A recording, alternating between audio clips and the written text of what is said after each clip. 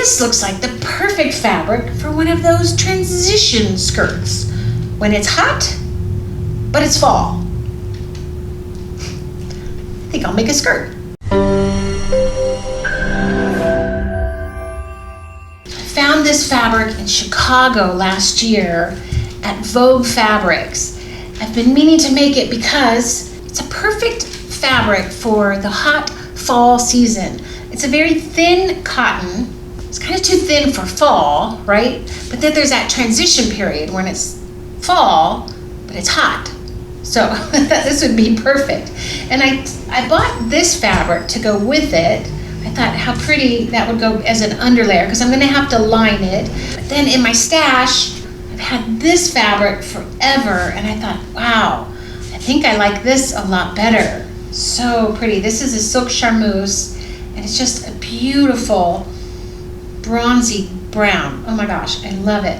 And I wear a lot of black on top because I feel thinner in it, and I can't find the right browns. Not that I've been looking, but I haven't found any really good browns in probably over 10 years. But I thought this would look good with black anyway. So I'm gonna make my rosy skirt. I'm gonna do the whole yoke in this print, and then a square circle skirt, and then trim it with some ribbon, and then put this as the lining under it, so it'll just peek out a little bit on the bottom, and it will feel really good. So this will just be a really soft feeling skirt, and perfect for those hot fall days when it feels like summer, but it's fall. Perfect. I'm gonna get to it. Okay, trying to figure out this half. I'm tearing, I got this torn here, tearing the selvages off, because this will be the center front and center back. I think these poppies go, there's a directional map, so one side's actually gonna, the flowers will be backwards. It's not really too bad there. Okay, so we have, just to double check before I cut this all off, and this, I'm just going to move this here. There's my half. Just going to do that. And then that'll get folded here. Just a square. How hard is a square to get? And I'm just going to cut this down this way. Hopefully. There, now I have a square right here. All right, have this figured out. Have it, so to cut this, I have it, my pieces folded. This will be my center sides and fronts. I'll be just using the negative of the circle. It looks like this, so I have a square, and that opens up like a big circle right there. I'm going to do the bronze silk this length, and then I do this one a little bit shorter so that the colors peek out. So now I just need to make sure this is all even. What I did was I pressed it on the fold, and I got creases so that it would stay here, and this fabric's so much easier to use. And I'll just use this to cut right here. There's that one. Now I need to cut out the bronze, and I'll use this as the pattern for the bronze. All right, ready to cut. I'm just gonna cut this off here. There's that. So now I have two squares right there. And so get my V's right here. These two center fronts. And then right there. And that's how this is going to look. All right. Now, how to hem all these. Now to cut out the yoke right here. This pattern has seen better days. This got chopped off a lot too, so I have to fix that part.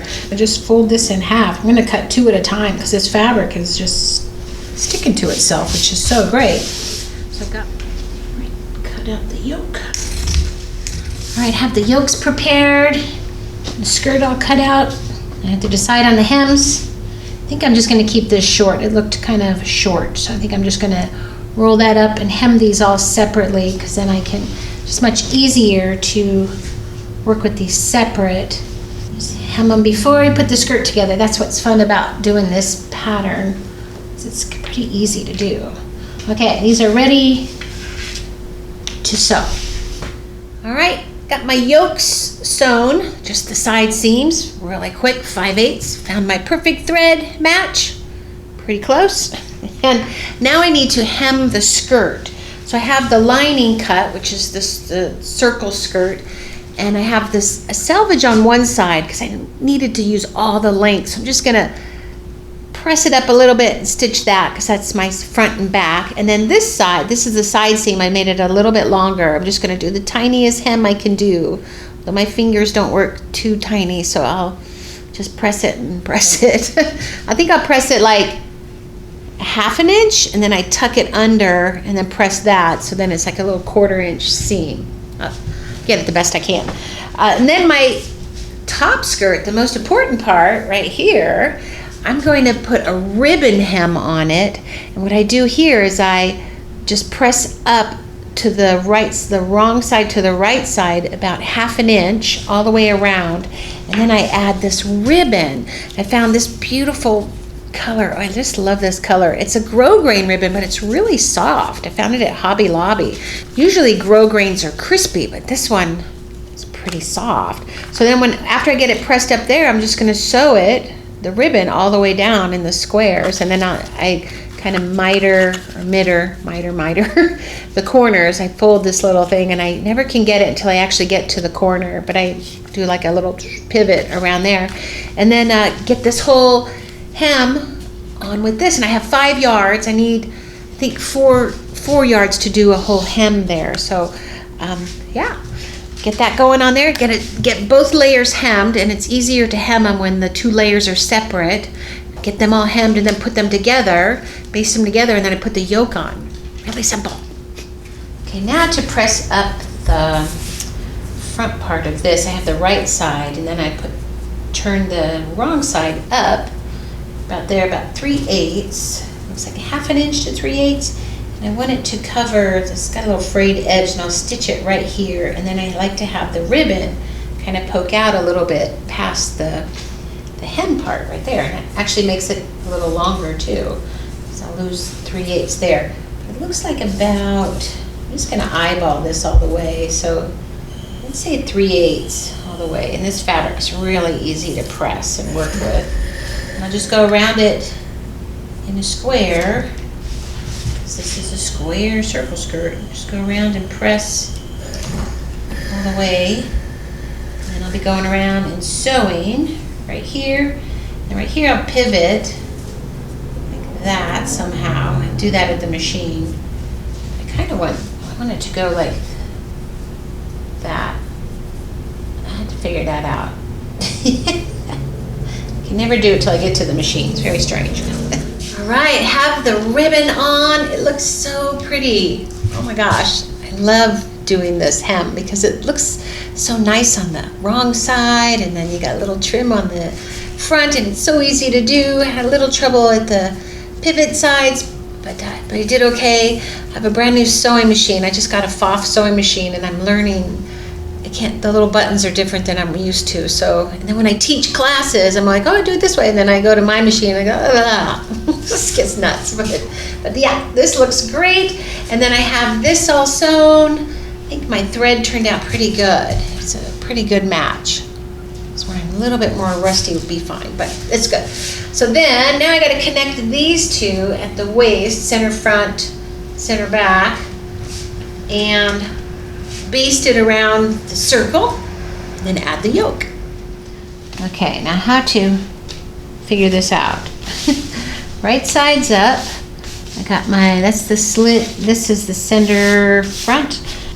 Okay, so I have my center front up, and then I gotta find the center front up here. There it is, that one. Now I'm gonna look, goes this way. I'm gonna look at the prints, because I wanna see where, and also how good the ribbon turned out, and see which one I want as the center front. So I just put the good stuff in the front. So now I need to pin all all around here and then baste it, this whole circle part. A little basting, and then add the yolk to that. And my side slits are not matching up. Gonna make it work. Okay. Oh boy. Sometimes one fabric will stretch more than the other when you're just working with the pins. See, now it's matching. It's those notches are really important. So then you don't know if you have it all balanced. Okay, pin this around, baste it, add the yolk.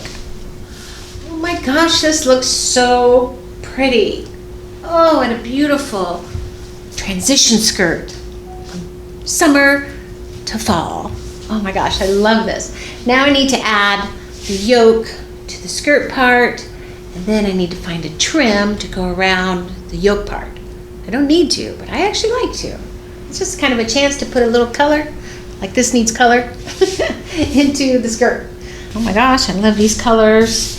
Now to add the yoke to the skirt, right sides together, and then I'll have it all basted there. And then I'll basted, I stay stitched this one right at a half, so I'm gonna stitch it at 5/8 and just use this as a guide and go 1/8 of an inch over, and it should be pretty straight on that, so I don't have to mark anything.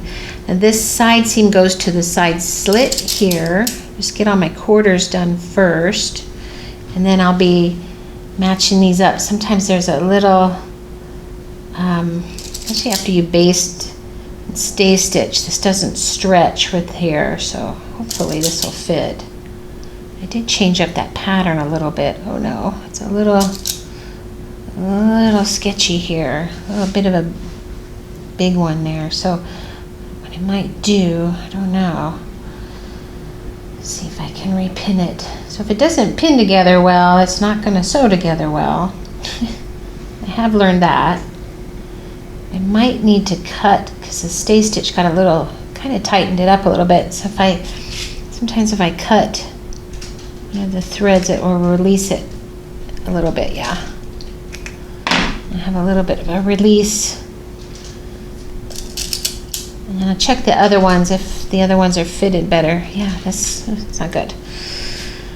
Okay, I'll just go into the other one, get the front here and see how that one's fitting. There. This one's a little better. Okay.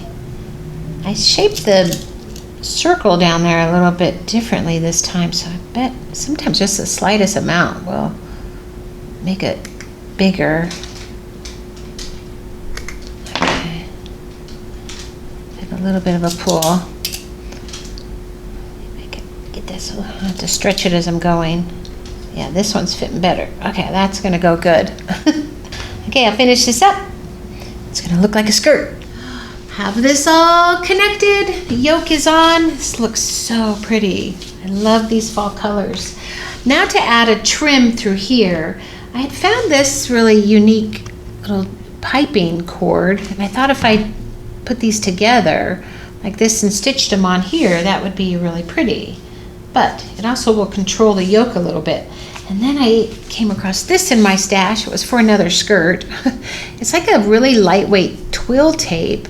It's I guess just a ribbon, but it's really soft and yeah, kind of organic-y looking, just like the skirt. So, so I thought that right there would be pretty. So I think I'm going to use that one. I just got to sew it close to the edge on both of those.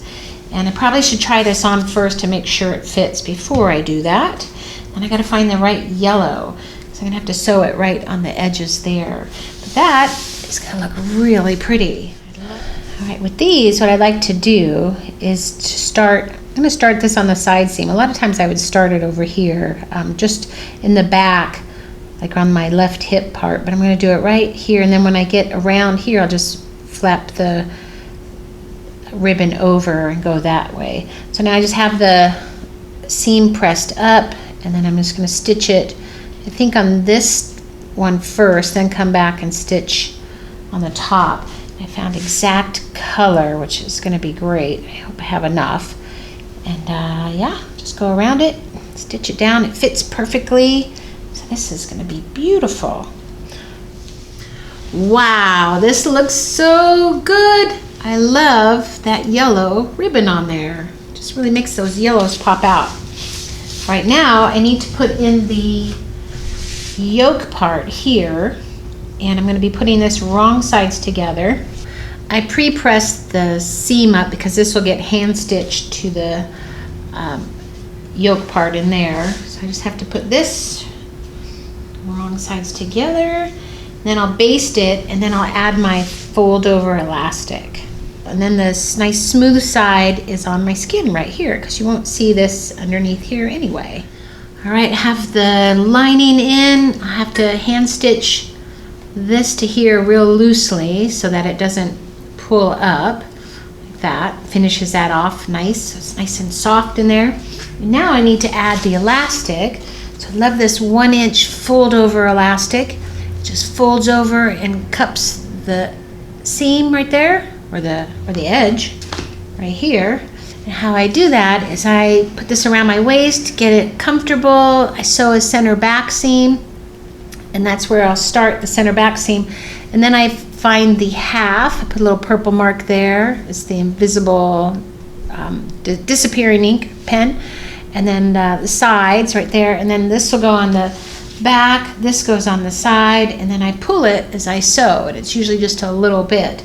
If you're ever using this elastic, I have a tutorial on how to use that, because I use it all the time. I think this was my back here, so now I got to find my back on here, and I don't want to put a V in it like I usually do, because then it weakens this seam. So I'm going to put a chalk there and a chalk mark here. Like that. Hopefully I can see those. Barely. Okay, I'll just use a pin. I could use a friction pen. Okay, and this one I can see, but right there. Okay, and then I'll be finding the center back right here. Make sure this elastic isn't going to get twisted. And then I always start in the center back. Just cup that over there. Use that right there. And then I go to the side, cup that one over there, put a pin. There's only going to be 4 pins in here. And then I stretch it as I sew, and I enclose this edge right here, right up to the top of that, and I just zigzag right there, and it just does a little bit of a grip and holds up the skirt.